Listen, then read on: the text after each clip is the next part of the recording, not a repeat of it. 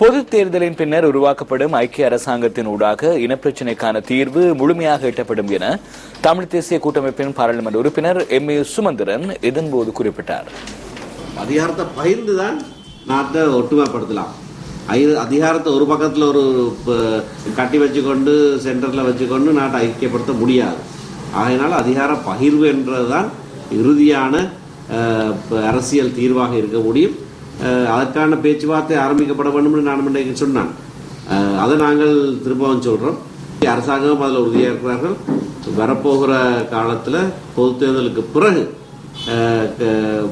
உருவாக்கப்பட போகிற இந்த ஐக்கிய அரசாங்கத்தில் ஒரு வருடத்திலிருந்து 2 வருட காலத்துக்கு இந்த இனப்பிரச்சனைக்கான தீர்வும் முழுமையாக கொண்டு வரப்படும் என்பதுதான் அரசாங்கத்தின் நிலைப்பாடு.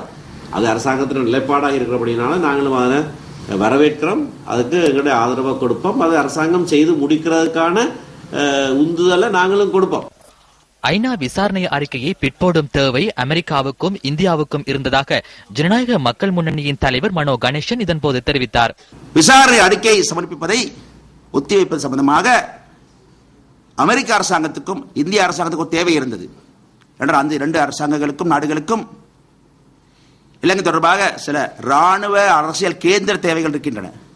குறிப்பாக சீன அரசாங்கத்துடன் இலங்கை அரசாங்கம் செய்து கொண்டுள்ள தொடர்பு காரணமாக, நட்பு காரணமாக, சீன அரசாங்கத்தின் தலையீட்டை தடுத்து நிறுத்த வேண்டும் என்ற தேவை காரணமாக அவை முன்னின்று இன்றைய அரசாங்கத்துக்கு ஒரு அவகாசம் தந்திருக்கின்றன.